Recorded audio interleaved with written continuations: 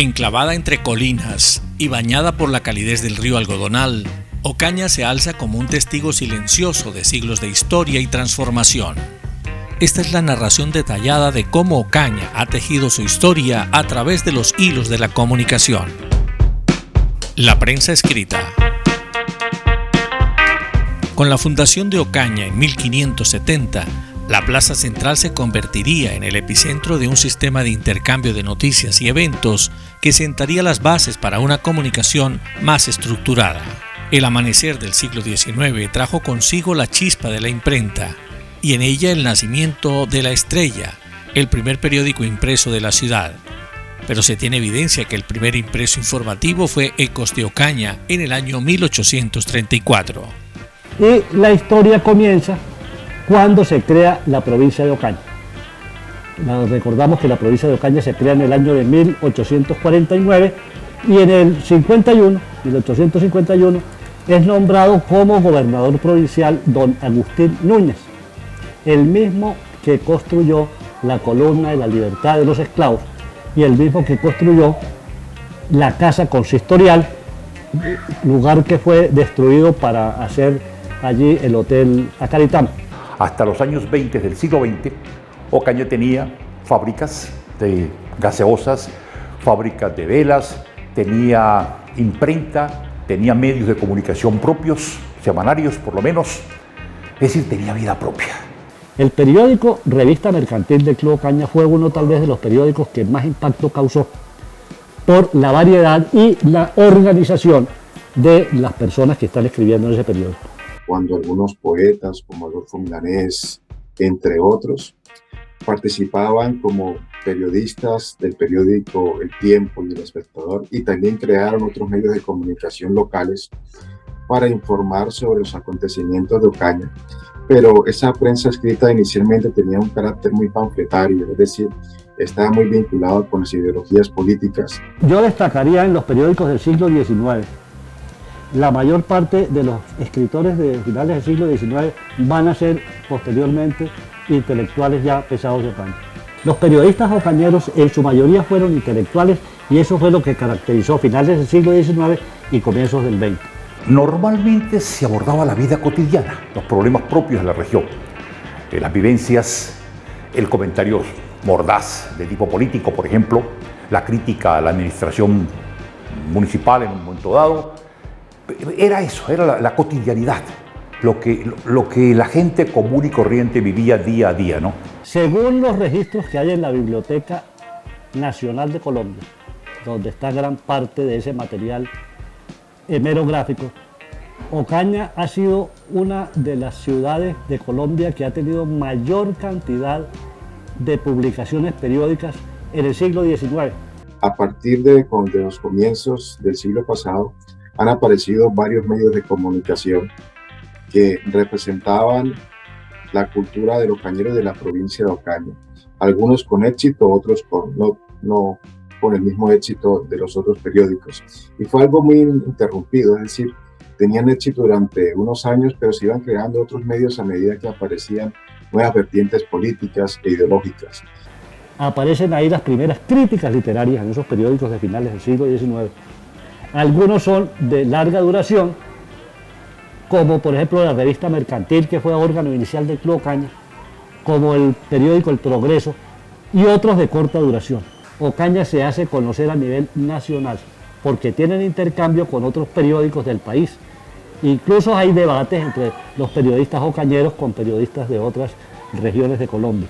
Antes había una mayor dedicación, si cabe la expresión, a los medios escritos. La prensa escrita está condenada a desaparecer, de manera que es más fácil mirar en redes sociales, por WhatsApp, por Twitter, cualquier información, y con eso creo que se conforman. Pero ya la gente no consume periodismo de investigación, periodismo de opinión, simplemente se van por lo más fácil y lo que les pueda quitar, entre comillas, menos tiempo. Ustedes observan los portales, a través de las plataformas ya se están difundiendo los mensajes y es eso, ya todo va a ser digital. Entonces tenemos que nosotros adaptarnos a esos avances de la tecnología y el periodismo va a ser digital y todos están dando el salto. Usted mira Revista Semana, El Tiempo, El Espectador, La Opinión, todos están dando el salto. Y la lectura como tal pasaba a un segundo plano, ¿no? Hoy es más fácil ver un video de algo, de una obra escrita, por ejemplo, que leer la obra en cuestión. Como periódicos circulantes impresos, en este momento Ocaña no cuenta con nada y eso es una circunstancia bastante grave porque le da a uno como la sensación de que se acabó. Definitivamente, si alguien no toma la iniciativa de sacar nuevamente un periódico, se acabó la prensa en Ocaña.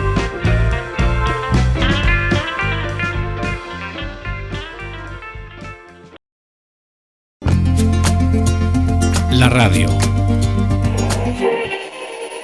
La radio es un vehículo de la civilización para ser usado por gentes civilizadas. En la década de los años 40, un nuevo capítulo en la comunicación se abre con la llegada de las ondas sonoras a Ocaña. La Voz del Comercio se llamó, era La Voz del Comercio. Ahí los alcaldes daban a conocer sus decretos. Era muy difícil, ¿no? Porque la tecnología era muy difícil. Pero lo escuchaban únicamente en el parque, el sector comercial, como que Ocaña era pequeño. En Ocaña se crearon dos emisoras clandestinas, que era La Voz del Comercio y La Voz Conservadora. Ahí se inició la radio en Ocaña. Pero luego vino José Manuel Angarita, un gran comerciante de grata recordación, don Juan de Dios Lobo, y vino Antonio Hernández, pero con mantilla San Miguel, un hombre muy curtido en los medios de comunicación, y montaron Ecos de Ocaña, que quedaba en el mercado público en el segundo piso.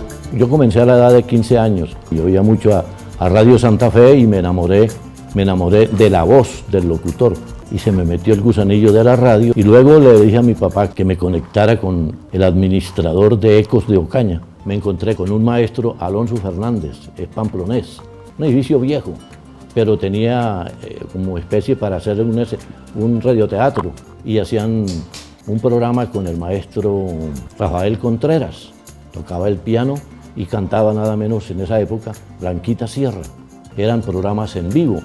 Luego vino Conde Berti, había una cabina y yo tenía un control que se llamaba Betty Delgado, eran mujeres, poníamos discos de 78 revoluciones por minuto. La música colombiana, se oían los boleros, la ranchera, era el vallenato clásico, el de Bovea, con guitarras. Entonces era la programación, de 6 de la mañana a 10 de la noche. Entonces ya era en la frecuencia 1210. Los equipos quedaban en Pueblo Nuevo y uno hacía el programa en el estudio. Y la programación toda era escrita. Teníamos discotecaria y ella nos entregaba el bloque de música. La publicidad pues era leída toda porque no habían grabadoras. Escucharemos a continuación a Gabriel Ángel Páez interpretando una canción de su propia inspiración titulada A Ocaña en su cuarto centenario, dedicada a todos sus paisanos.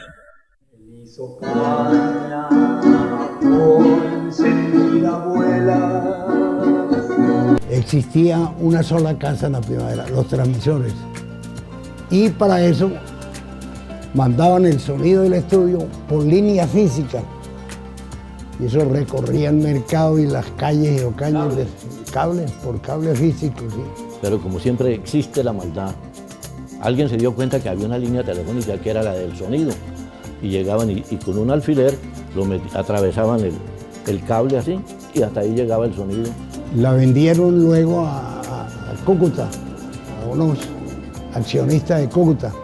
Consiguió con el Ministerio de Comunicaciones y las palancas que trasladaran la frecuencia que tenía aquí, 1210, la trasladaran para Cúcuta. ¿Por qué? Por el comercio, que era mejor en Cúcuta. Entonces cuando llegó allá a Cúcuta, él le cambió el nombre, él no la puso Eco de Ocaña ni nada, sino Radio Internacional. Allá trabajé yo también. Y luego se la vendió a RCN. Dijo que no se sostenían dos emisoras aquí comercialmente, que fue un éxito. El tipo nos hizo un favor y un éxito. A finales de los años 50, Rafael Linero, junto a los hermanos Alberto y Jorge Cabrales, deciden construir un nuevo transmisor para comenzar el proyecto radial llamado Radio Catatumbo. El proceso fue muy difícil porque en ese tiempo no se podían tener emisoras sino con 50.000 habitantes. Nos decían, ¿y cómo van a llevar el sonido al Pueblo Nuevo? Tan lejos que es. Por línea física, eso es imposible. Entonces mi hermano no construyó el FM, eso no se conocía mucho el FM. Entonces nosotros bregamos mucho con política y nos ayudó mucho un gobernador que era Enrique Lara Hernández para conseguir la frecuencia de Catatumbo, ¿no? Entonces nosotros construimos toda la emisora. La onda larga, los enlaces y todo eso era un reguero de válvulas. Y los receptores eran imposibles de conseguir, entonces los conseguíamos en Venezuela.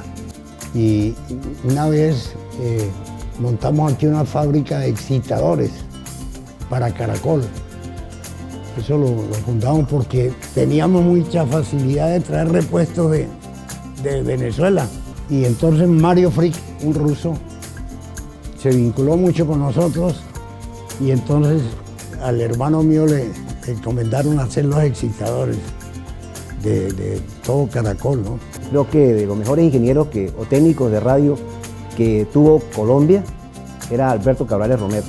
Radio Catatumbo estuvo en varias partes, estuvo en el edificio Cabrales, estuvo en el segundo piso del Teatro Morales Berti y finalmente en el mercado frente al seminario. Ese lo puse yo por la proximidad del río, ¿no? Catatumbo. Y sobre todo no se podían repetir los nombres. Era difícil buscar un nombre. Y yo me ideé esa fórmula de hacerle honor al Catatumbo, ¿no? Posteriormente, los hermanos Cabrales crean su segunda emisora, Radio Reloj, y logran afiliarla a la cadena Caracol de Colombia, mientras que Radio Catatumbo sería afiliada a Todelar. Aquí quedaba Radio Catatumbo y aquí Radio Sonar. Y uno salía por un corredor así y entraba allá a Radio Sonar, en la proveedora, ahí donde estaban las dos estaciones. Entonces yo salía, por ejemplo, yo estaba haciendo el programa de complacencia en Radio Catatumbo, ¿no? Saludamos a Durán de tal y la carreta, eso era bueno. Entonces mientras anunciaba dos discos, mientras sonaban los dos discos, yo salía y iba a la otra y entraba a Radio Reloj. Y daba la hora y leía las cuñas y volvía para allá así toda la tarde por el mismo sueldo. ¡Ah, no! Nosotros transmitíamos simultáneamente con Sonar y con Catatumbo. Las teníamos en dos cadenas, ¿no? En Todelar, Circuito Todelar, de la cual fuimos socios también, porque la idea nuestra era montar una cadena de radio. Luego montamos Ondas del Cesar, después a Riohacha 91.7. Pues Caracol le insistimos mucho porque Caracol tenía dos emisoras únicamente, La Voz de Antioquia y Nuevo Mundo. Prácticamente el propietario Alfonso López Miquels. El doctor López era muy amigo nuestro, político que venía mucho aquí. Y se vinculó más con nosotros cuando fue gobernador del Cesar. Yo tengo ser filial de Caracol 70 años y los enlaces nos los pasaron a microondas. Nos tocó cambiar y fue cuando el FM se comercializó, ¿no? Transmitíamos las vueltas a Colombia. Entonces, usábamos una línea telefónica 24 horas del día, allá con la cadena y así ofrecíamos los noticieros y todas las cosas, ¿no? Que línea telefónica valía un costo inmenso, pero la cadena lo asumía. En el caso de Pueblo Nuevo se hizo, o sea, la estrategia que se tenía Pueblo Nuevo era para poder tener cubrimiento hacia el sur del Cesar. toda la provincia de Ocaña, que era Convención, Acarí, San Calixto, todos los pueblos de la provincia y Ábrego. Entonces era estratégico por la altura. Los locutores y todas las cosas no habían aquí. Jorge Cabrales y Leopoldo Torres, junto con Eduardo Candia, eran los locutores de la época. Ellos de pronto tenían un programa en Catatumbo, lo hacían también en Sonar, sin entrar ya pues a una competencia, porque las dos emisoras eran del mismo dueño. Ellos montaron un equipo de 1 kilovatio, hecho por Rafael Dinero. Trabajé mucho con Candia, Carlos Navarro.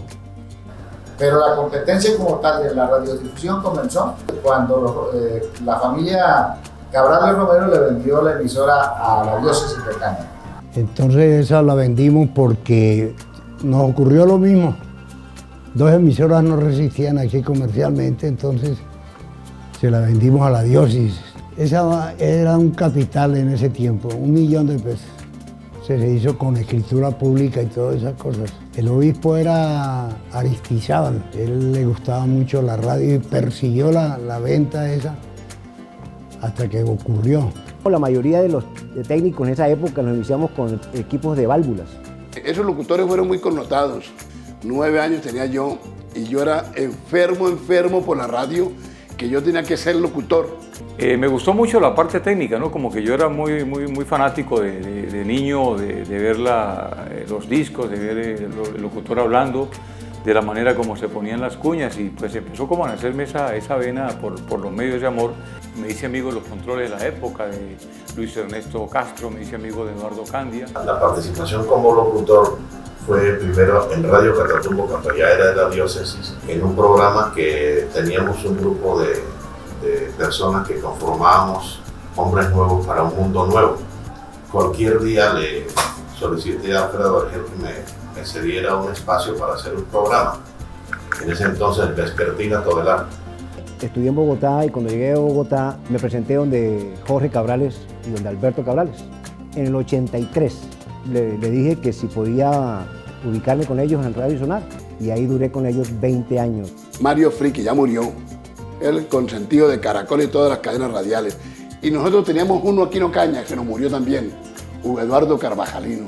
Estando como estudiante en la secundaria, me gustaba escuchar radio, ¿no? Y quería conocer a quienes hacían radio. Recuerdo yo que, por ejemplo, Radio Catatumbo quedaba en el Dulce Nombre, en el primer piso, hoy el edificio Almacentro. Ahí por la ventana yo observaba a los locutores y periodistas. Existía apenas era Radio Catatumbo y Radio Sonar, subía, y a quien le pedí una vez el favor de conocer a Radio Sonar fue a mi amigo Jairo Alonso Rizo.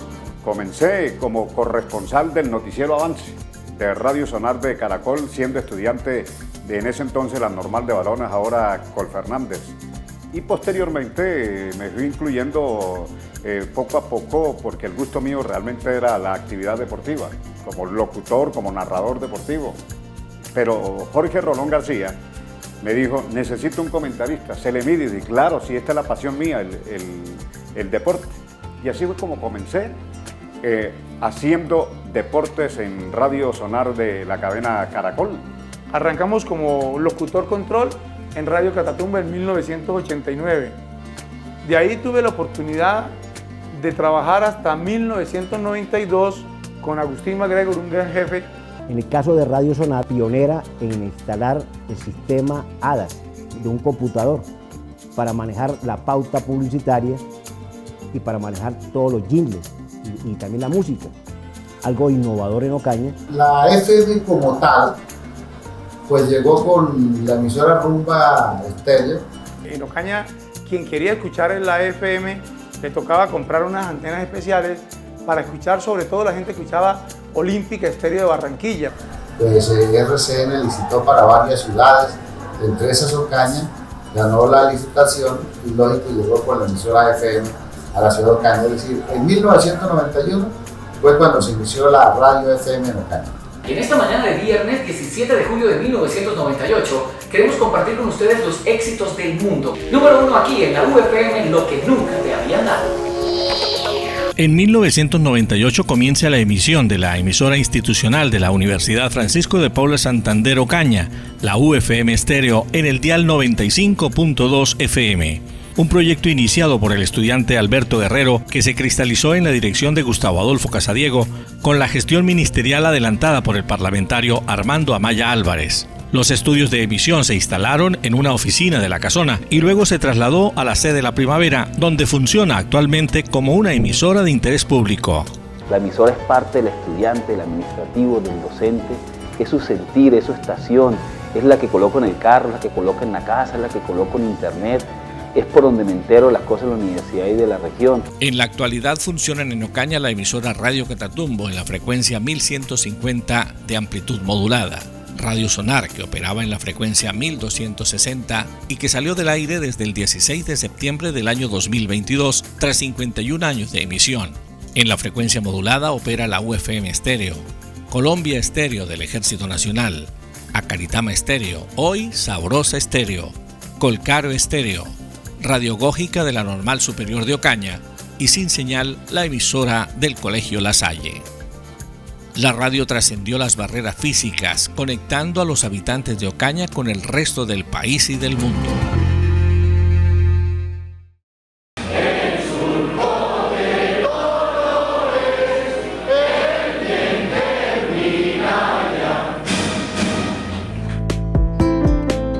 La televisión local. La televisión a Colombia llega en el gobierno de Gustavo Rojas Pinilla en 1954.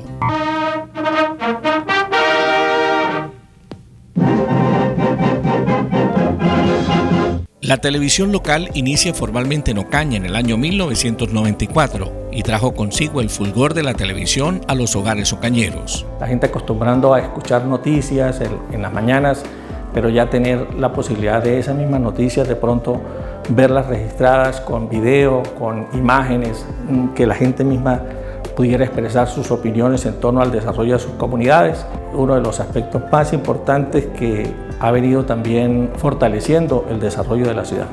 ¿Qué tal amigos de Super Videos? Yo soy Dina Luz. Los invito para que llamen a nuestros teléfonos 626702 y participen haciendo su propia sección. El primer programa se llamó Super Videos, que lo hacíamos con Alberto Guerrero. Era muy casero, pero que reflejaba el quehacer y el acontecer diario en la ciudad de Ocaña. Estuvimos en eventos deportivos, en eventos sociales y la gente empezaba a verse en televisión. Lo noble, ¿no?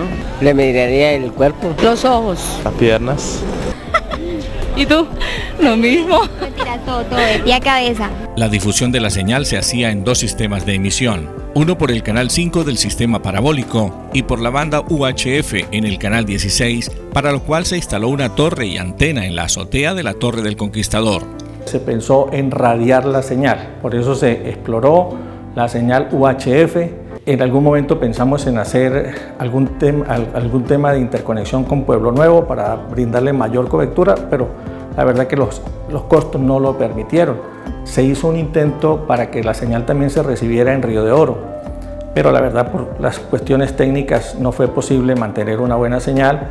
Igualmente con TV San Jorge, por la ubicación en el sector de Buenos Aires no fue posible hacer un enlace para que la señal llegara en óptimas condiciones. Ocaña Hoy, ese fue el nombre del informativo que le pusimos, fue el primer noticiero realizado en Ocaña. Teníamos aproximadamente 3 periodistas, 3 camarógrafos y realmente hacíamos una distribución de los contenidos para darle una gran cobertura a la información en Ocaña. Estamos en el estudio Máster, estudio central de Tele Ocaña, aquí en la calle 10, con 3 puestos fijos en la salida de Cúcuta, en la carrera octava. Esta es la imagen que en estos momentos está el salón principal del Colegio Nacional José Eusebio Caro.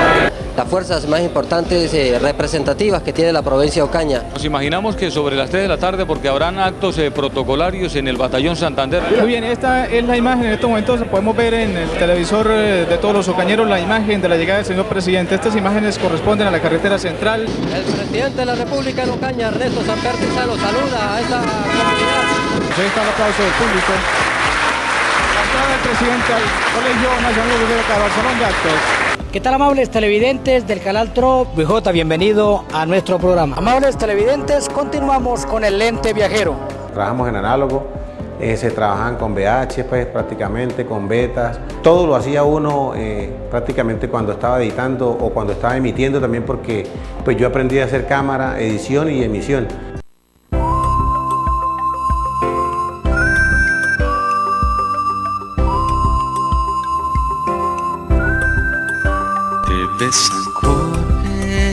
Se tuvo a bien crear el canal comunitario TV San Jorge el 31 de agosto del año 1998. Esa junta directiva de ese entonces, ASUCAP, tomó la decisión de hacer las adquisiciones tecnológicas de equipos del caso y la contratación de personal. Es una historia muy valiosa porque partió de la dirigencia comunal de Ocaña. Desde entonces, la evolución que ha tenido ha sido a grandes pasos desde la producción, contenidos y su misma parrilla de programación. Siempre la comunidad era la protagonista en esa primera parrilla de televisión, aislando las noticias de orden público para no afectar la retina ni tampoco la sensibilidad de la audiencia. Pues su equipo periodístico desde hace un par de años prende motores y llega hasta la región del Catatumbo.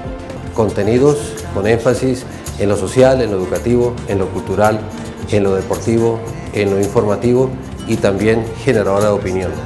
Innumerables las personas que han participado de este proceso de éxito de televisión comunitaria aquí en Ocaña. Pasa como una especie de laboratorio de aprendizaje para muchas personas. He aquí a una mujer fuerte. Mejor construyamos y apoyemos y no critiquemos y destruyamos. Actualmente en Ocaña opera el canal comunitario TV San Jorge, que emite su señal por el sistema de televisión cerrada y por redes sociales. Provincia TV, que opera el canal local de la empresa TVN Norte, que se interconecta con los municipios de Ocaña, Ábrego, Convención, González y Río de Oro. En la zona norte, el canal Nexo TV, canal local de la empresa Telemáticos del Norte, y el canal Ocaña TV, canal local digital de la empresa Norte Santandereana, Cable Éxito. Con este documental, el grupo de investigación Comunis de la Facultad de Educación, Artes y Humanidades de la Universidad Francisco de Paula Santander Seccional Ocaña ha querido mostrar la historia de los medios de comunicación en Ocaña como un tejido vibrante de momentos, voces y tecnología que ha dejado una marca indeleble en la identidad de la ciudad.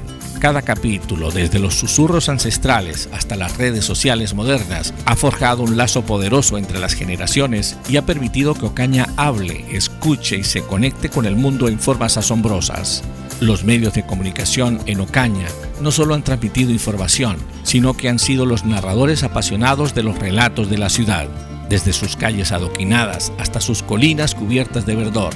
A medida que los medios continúan evolucionando, su legado persiste como un faro cultural y social, guiando a Ocaña hacia un horizonte de posibilidades inexploradas y asegurando que su voz resuene a través del tiempo.